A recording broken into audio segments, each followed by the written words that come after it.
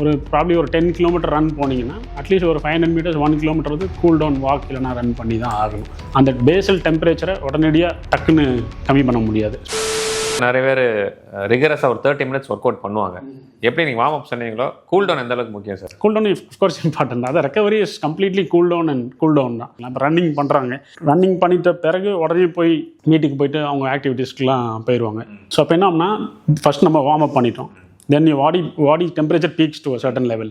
அப்புறமேட்டு அது ரெஃப்ரெஷ் ஆகி மறுபடியும் திருப்பி நேச்சுரலாக அந்த பிளாட்டூ ஆகிறதுக்கு ஒரு ப்ராப்ளி ஒரு 10 கிலோமீட்டர் ரன் போனீங்கன்னா அட்லீஸ்ட் ஒரு 500 மீட்டர்ஸ் 1 கிலோமீட்டர் வந்து கூல் டவுன் வாக் இல்லைனா ரன் பண்ணி தான் ஆகணும்.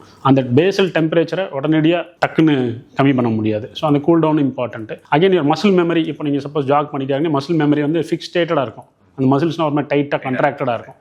ஸோ அந்த கூல் டவுனில் வந்து அந்த மசில் மெமரி மறுபடியும் ரிலாக்ஸ் பண்ணி விடுறதுக்கு for day to day activities. இது வந்து ஃபார் ஜாகிங் சொன்னேன். அதே வந்து இப்போ ஜிம்முக்கு போகிறவங்களாம் வந்து தே கேன் ஸ்ட்ரெச் அவுட். இப்போ சப்போஸ் பைசப்ஸ் பண்ணிக்கிட்டே இருக்காங்க, அது அப்படியே கண்ட்ராக்டடாகவே சின்னதாகவே ஆகிட்டே இருக்கும், டைட்டாயிரும். நல்லா ஸ்ட்ரெச் அவுட் பண்ணிவிட்டு ஒரு 10 மினிட்ஸ் அந்த மாதிரி ஸ்ட்ரெச் அவுட் பண்ணிட்டாங்கன்னா அந்த கண்ட்ராக்ஷனோட மெமரி வந்து நம்ம அபாலிஷ் பண்ணிடுவோம் கம்ப்ளீட்டாக. ஸோ அதுக்கு பிறகு வந்து தேர் ஃபீல் வில் பி டிஃப்ரெண்ட்.